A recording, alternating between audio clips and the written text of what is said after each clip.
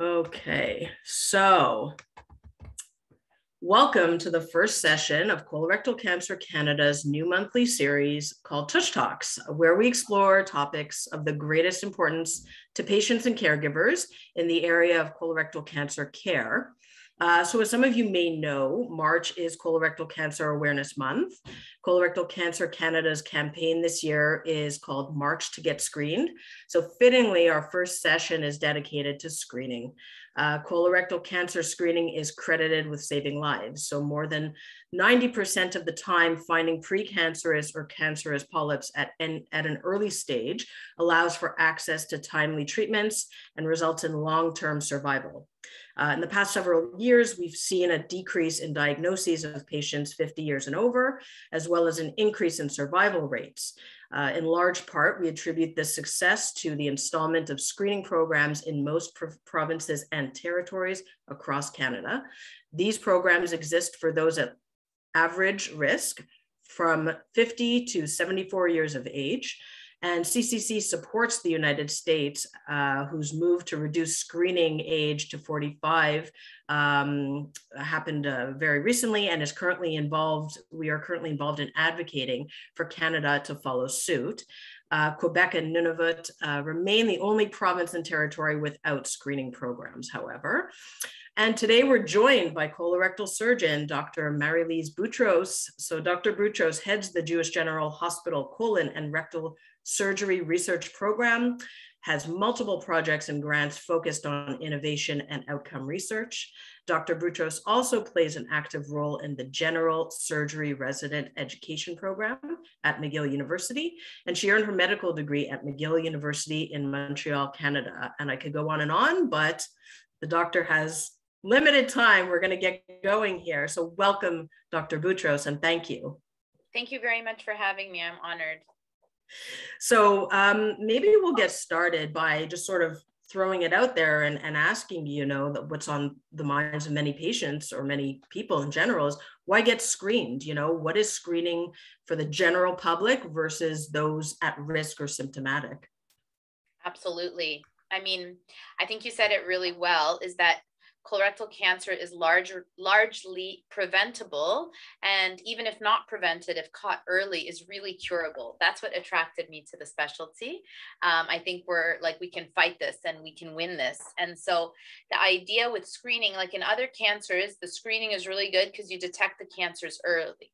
But in colorectal cancer, we can actually prevent it. So with screening, we can find polyps, which are like little mushrooms that grow inside the colon, and they are precancer lesions. So they are actually benign. And when you remove them, you prevent the cancer from forming.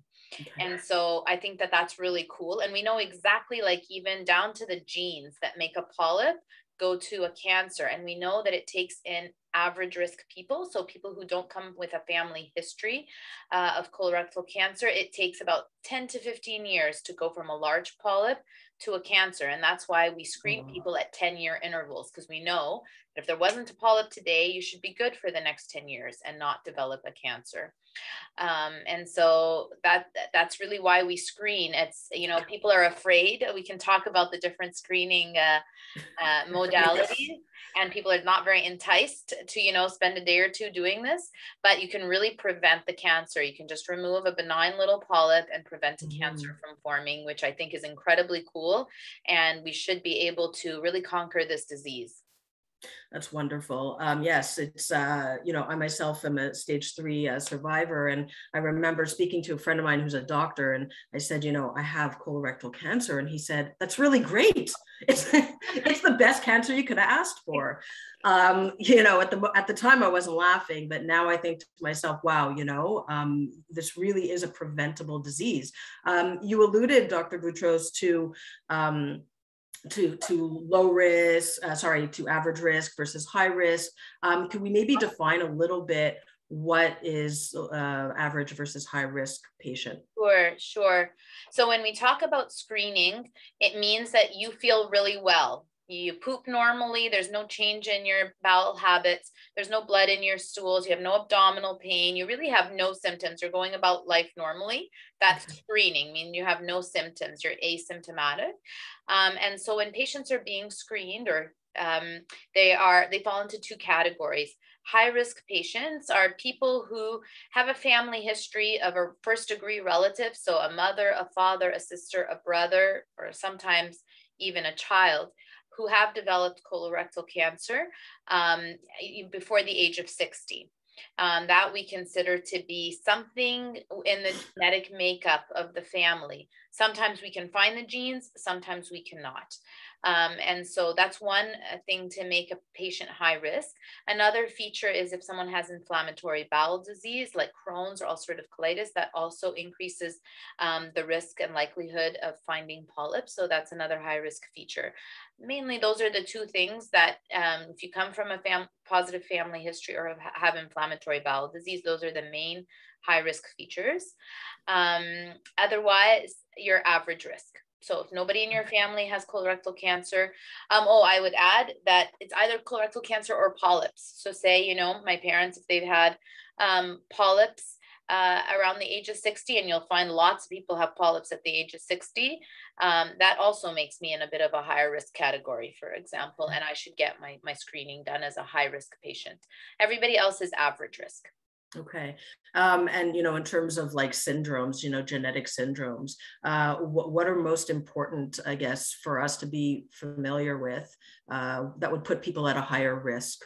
So there are two main genetic syndromes that cause colorectal cancer. The first one is called Lynch syndrome, and that's the more common one. And the two syndromes together make up about 5% of all colorectal cancer. The rest is all really develops naturally. And so the first one is Lynch syndrome, which is the more common one. And that one is a syndrome because it comes in a family of cancers. So endometrial cancer, which is the lining of the uterus, as well as stomach cancer, the biliary tree, kidney cancer, brain. So it's a bit of a group of cancers that come together. It doesn't mean you get all those cancers together. Sure. It means if in your family one of those cancer runs, and it's usually at a young age, under the age of 50. So that's Lynch syndrome. The other one is called familial adenomatous polyposis, FAP. And in that syndrome, people develop thousands of polyps. And that's a more rare one. And people get it at a young age. Before the age of 40, usually they've had cancer. So they're screened for it actually as children and young adolescents. So those are the two main familial ones. That being said, a lot of what we see are, you know, the regular, what we say run-of-the-mill cancers, but, you know, there's a few family members and we don't find the genetic problem, but we see it.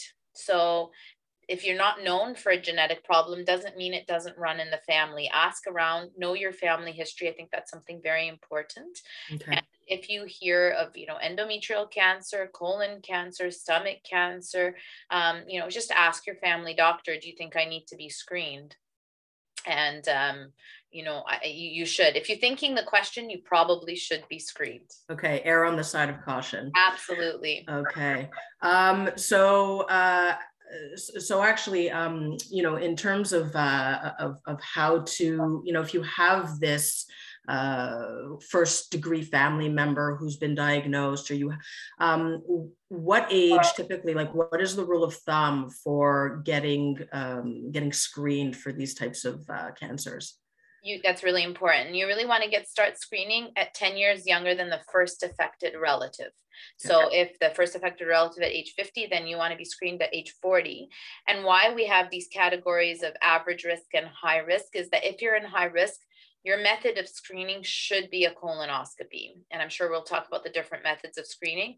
But for higher risk people, there's no sense in trying different other modalities. You really need a colonoscopy because the likelihood of finding a polyp is higher, and a colonoscopy is amazing. And that it both checks for your colon and also removes the polyp at the same time, and you're done.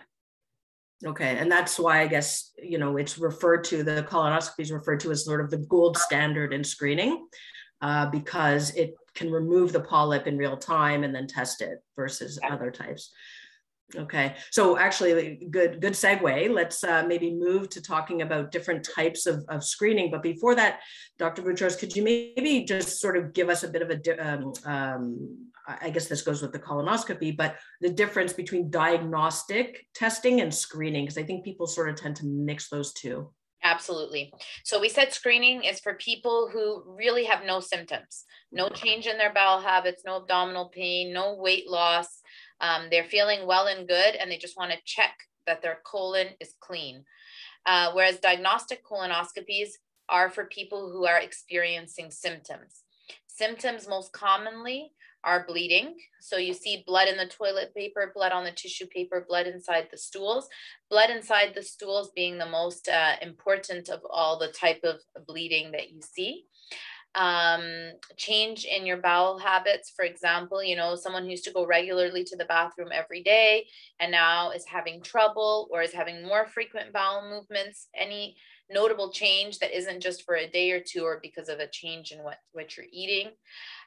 Weight loss, abdominal pain, bloating, all these symptoms, if they last and aren't just triggered by a change in diet or, you know, traveling, etc., need to be checked out. And so at that point, you have symptoms, and so it's called a diagnostic colonoscopy. And again, there's no sense in doing a FIT test or any other type of stool test for someone who's having symptoms. You need to get down to the bottom of it, like you said. So in real time, check the colon and see what's going on. Okay, so your advice would be to patients or to, you know, just the general public would be, if you have these symptoms, really, regardless of your age, you should be really advocating on your own behalf to your doctor, to any specialist that you're involved with, to seek a colonoscopy. Yes, yes. Wonderful. And unfortunately, the young people have a hard time getting a colonoscopy, right? Because provider after provider see them and say, you know, it's probably hemorrhoids, or, you know, we tell ourselves that it's probably hemorrhoids, it's probably this. And so sometimes it's like you said, you have to really like push for it, but I urge you to, you know, something's not right. And someone asked me like, well, how much bleeding? Like, okay, yeah, you see, you have a hard stool, you see some blood in the toilet bowl or on the tissue paper, that's less worrisome. It goes away, you never see it again. It happened once, okay. But if it's happening repeatedly, or you're seeing it mixed in with your stools, or you go to the bathroom and all that comes out is blood, and that happens often, that is not okay. That you really need to get checked out, and don't listen to anyone, friends, yourself, another healthcare provider, anybody who tells you that this could just be hemorrhoids. You need to see an experienced person who knows what hemorrhoids look like. And unfortunately, a lot of non-colorectal or gastrointestinal people who are healthcare professionals will do a digital rectal exam and tell you it's okay, it's hemorrhoids. And unfortunately, you really need to get checked out by either a gastrointestinal physician or a colorectal surgeon, someone who really knows the anus and the GI tract, and be sure. So yeah, you really got to advocate for yourself. Push for your tush. Yes, absolutely. Another plug for our 5K run, our 10K. Okay, so very good information for our patients. Since we're talking about, you know, screening tests and different types of screening and diagnostic tests, maybe we could sort of shed some light on the differences. For example, I know in most of the screening programs across provinces, the FIT is used. And so maybe we could talk a little bit about that to start. Sure. Yeah. Test is actually great. It replaced the FOBT test. So the fecal occult blood test, occult means you don't see it with your eyes, but it's there in the stool, was a less sensitive test and a less specific test in that it was a lot of times positive for nothing, something you ate or a drug you're taking. So that was the test that we used 10 years ago. And the FIT test, which is the fecal immunohistochemistry test, actually is specific to having the cancer cells in the stool, blood shedding from the cancer or the polyp in the stool. So it doesn't have as much false positives. It doesn't, you know, it still does have some false positives, but it doesn't have as much as the other one. And so I'll show you what it looks like. It's very simple to do. You do it at home. It's not invasive. The way you do it at our hospital is you put this little paper in the toilet bowl on clean toilet water, kind of like a toilet cover seat that you're going to eventually flush. Okay. And then, you know, you release your stool like you would in a normal day. And then you have this little tube. We call it the USB. It looks like a little USB. It does. Yeah. And you just take this green tip, put it in the stool. Okay. Put it in here. Flush this. We'll all put it in the toilet. And then you just put it in the bag. If you're not going back to the hospital for a day or two, you put it in the fridge and bring it to the hospital. Wash your hands. Yes. And the hospital, either the same day or in the fridge for up to 48 hours. So it's really easy to do. I mean, you don't like the plain poop, but, and if it detects, if it's positive, it means it's detecting some blood there, blood that you don't see. This test doesn't work. If you're already seeing blood with your eye, you shouldn't be doing the FIT test. But if you're not seeing blood and you have normal bowel habits, then this is perfect. And if it detects blood, then you'll get a colonoscopy. So, and you're asked in our province to repeat this test every 2 years to make sure that you don't detect any blood. Again, if you're having symptoms, it's not the right test, but if you're completely asymptomatic and an average risk person, means you have no family history of polyps or cancer, it's a very easy test. You just do it at home and bring it to the hospital to get examined. So interestingly, thank you for the demo. We haven't actually seen that, but you know, for some people, well, actually with colorectal cancer, my understanding is that symptoms don't sort of show themselves to later stages often. So does that include the blood, the occult blood? Because, you know, if somebody sort of has the polyp or the cancerous growth growing, would they necessarily see, would they necessarily have the occult blood in the stool? Okay. Yeah, so this detects, you're right. I always say the most common way colorectal cancer presents is asymptomatic. So most colorectal cancer is silent, and that's why we have to do screening. It's very, very important. But this catches it. It won't catch it for a tiny little polyp, like a 1 centimeter polyp. Most likely not, most of the time. But for larger polyps that will bleed microscopically in the stool, it will detect it. Wow. So it will detect it before it becomes a cancer, and it'll detect cancers. So that's why it's effective. Okay, great. So that really is, you know, the start of the screening is with the FIT test, and you know, actually on our site, and I'll mention the website later, the link to the site later. But most provinces do disperse the FIT tests, and then you can often mail it back, and it gets sent to a lab, and then your doctor is notified. So. Yeah, this is mainly how it works in most provinces. So if you receive this package, yeah, don't throw it away. Don't throw it away. It's very easy to do. I mean, yes, it's disgusting, but it can really save you a colonoscopy, and also it can really save you from a larger problem. So I think that's wonderful, the provinces that do have that set up. Here in Quebec, you have to go seek it out. So your primary care doctor will probably mention it to you. A lot of people don't have a primary care doctor. So if you're 40 and above and you're fine, I would just say, I want to have a FIT test. You know, I need to have a FIT test. Go to the CLSC, which is what we have here in Quebec if you don't have a family doctor, and just say, I want to get a FIT test. Okay. And so actually that seems to be a bit of a challenge, you know, here in Quebec, sometimes in other provinces as well.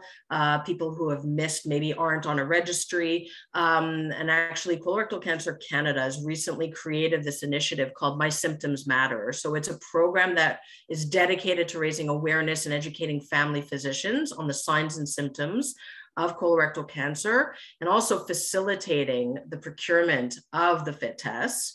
You know, what are your, so you just alluded, Dr. Boutros, to the fact that family physicians really play a key role in getting the screening process started for patients. So you really do advocate for people to be having these conversations primarily with their family physicians? Yes, because it's, I mean, specialists are harder to access, but if you have a family doctor, they're your advocate and they're your ally. So I would definitely bring it up. Here in Quebec, I think I have one on my desk here. We have a form that family doctors all have, and they prioritize you as average or high risk.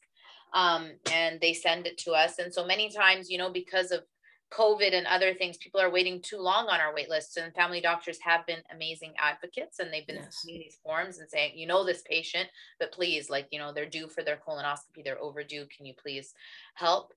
So yes, please bring up any symptoms you have, and if you don't have symptoms, then bring it up to your family doctor that you need to get screened. Another misconception that a lot of people have in the general public is that women are less at risk than men. So women will say, yeah, but I'll get my husband to get his colonoscopy, but that's not like something I have to worry about. And, you know, 1 in 4 men make polyps over the age of 50, but 1 in 5 women also make polyps over the age of 50. So it's equally a woman's problem as it is a man's problem. And so, yeah, really bring it up to your family doctor. But also, if you can't get to your family doctor, any gastroenterologist, any general surgeon, colorectal surgeon, for sure will facilitate this for you. We see lots of people in our clinics for bleeding per rectum. Okay. Is it fairly easy for the doctors to procure these fit tests, the GPs, the family doctors to procure? Yes. They just, here in our province, they just order it, and you can get it from many different labs and hospitals. All of them have it. Okay, great. So you mentioned COVID. I think that's something that we won't be able to get away from in terms of the impact on the medical system for quite some time. So in your practice, I mean, what has COVID's impact been on screening? Do you find that it's been a real detriment to the screening program, not program, but to screening in general? Yeah. So, I mean, province-wide, nationwide, and worldwide, we had to prioritize how we, divide our resources in the hospital settings. And we had to push our resources to curing cancer. So thankfully that didn't get hit too badly at all levels, and we were able to manage cancer surgeries. But in order to do that, resources had to be shifted. And we know, at a provincial level, we know at a national level, and we also know in other countries that screening had to fall behind. And we see it in everybody's practices. And so I think everybody has picked up on screening again. And thankfully, I think after the second wave, we were able to maintain our screening colonoscopies. Nonetheless, the wait lists are very long. And so what I would say to people is, if you're on a wait list and you're like, well, I haven't heard, so I'll wait for them to call me. No. You got to advocate for yourself, push for yourself, because screening colonoscopies did fall behind in many hospital systems because of COVID. And don't rely on the system. You're one person, push for yourself, give a call, ask, come by. It's important that it happens. Okay, great advice. So everybody out there, do not rely on the system in the sense that, yes, the system will take care of you, but you are just one of many. You have to advocate for yourself. Very important. So would you have any suggestions sort of in terms of what could, in the event of another pandemic, what could we be doing, whether it's the general public, whether it's medical professionals, policymakers, sort of ensure that we don't get into this backlog again? Yeah. Well, I think we need to have structured ways, like the fit test should be going. The fit test would have been perfect if everybody's home. Yeah. And that would have been a perfect opportunity to really do screening by fit test and prioritizing by fit test. The other thing is to have, I know they're working on it here in our province, and the government is investing in that, to have screening services outside the hospital setting. So because the hospital setting is very limited and its resources get shifted all the time, but screening can and should be publicly funded outside of the hospital setting, I would say, in order that it can keep going and functioning without all the resource shifting that happens within the hospital system. But I know in many countries that don't do fit test screening, they had reached out to us as Canadians and asked, during the pandemic, how do you guys do this? And do you think this is something that could be used during the pandemic? So definitely fit test screening has to continue during pandemics. Okay. And perhaps scoping outside of the hospital resources. Yeah, that's definitely something we're hearing a lot about, and hopefully it will come to fruition. I guess here's the big question. Do you think we can expect a screening program in the near future? And what are some of those barriers? Yeah, absolutely. I think so. I'm not one of the people at the table for Okay. these discussions, but I really think we should. There's evidence to show that these provincial screening programs have decreased the rate of late stage cancers. And we know, again, that if we screen, we can prevent and diagnose cancer earlier. So I don't see why that, we won't follow suit with the other provinces. And Okay. our province believes in fit testing and has a very nice fit testing structure set up for us with guidelines. So I think the next step is to implement provincial level screening. Okay, we'll cross our fingers for that. And And we CCC. have breast cancer provincial level screening. So why not do it here?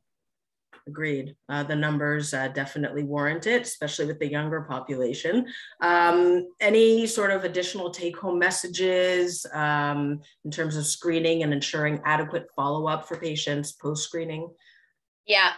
Having reached of age, I can maybe speak more personally, not as a physician, but as a patient myself, or as, part of the general public, is you never want to know, like, I'm fine the way I am. Why am I going to go look for problems? And I would tell you, this is a little problem. It's not a big problem. Don't be scared. And I'm telling it to you from the other side, having felt like how scary it can be when you're, waiting to see what the results will be, etc. But don't be scared, because being scared and closing our eyes can really bring us bigger problems. Even if you need a colonoscopy, and we didn't talk about the prep. So people are afraid of the prep more than they are afraid of the colonoscopy itself. So the prep, yeah, the stuff doesn't taste amazing. It's gotten much, much better over the years. So if you talk to somebody 10 years ago and they tell you their experience, it's a lot better now. There are a lot of tricks. Apple juice is a good one. Dilute it. Take a drink you like and just dilute it and drink a lot of it with some of the powders that we have as preps. They're much easier to tolerate. And you can start your prep as late as 4 p.m. if you're not constipated, and you'll still be good the next day. It's not like you don't have to eat. You can eat, and you can even have lunch and then start your prep. And so it's not, oh, wow. Our instructions are. So it's not so terrible. For the procedure itself, it feels like gas pain at worst. And most places, I'm sure, will give you sedation very generously, and it's really over within 20 minutes, the procedure's done. And so, so don't fret the procedure itself. I think people are afraid to uncover something, but better find it now. Even if there is something there, like say you are having symptoms, then it's treatable. So go and get examined and don't be afraid. And this problem is real. I'm seeing a 40-year-old every week in clinic with a colon or rectal cancer. So if you're young, don't pass it off, and just go get it taken care of. You'll really be okay after. And patients always tell me, like, oh, I was so afraid of this. I'm actually okay. You'll be okay. Yes. And most of you will have nothing at all, and then can just forget about it for 10 years until your next turn comes around. And so I really encourage you to not be afraid and just go get it taken care of. It's a good problem to take care of. It's not so bad. Okay, well, you heard it from the doctor herself. So if you're between the ages of 50 and 74 and you're considered average risk, please check out on our website, www.colorectalcancercanada.com/prevention/screening. We have a list province by province of all the screening programs, and you can find out, you can explore your province or territory screening program, how to get yourself screened. Don't delay, because as Dr. Boutros said, it saves lives, and we know that for a fact now. Dr. Boutros, I can't thank you enough for taking the time to speak with us and our community and to educate us, because really these types of discussions, these frank discussions, are really how we're going to change the face of colorectal cancer. So thank you for your service to all of us and for keeping us safe, and for all your hard work during this pandemic especially. And we wish you all the very best.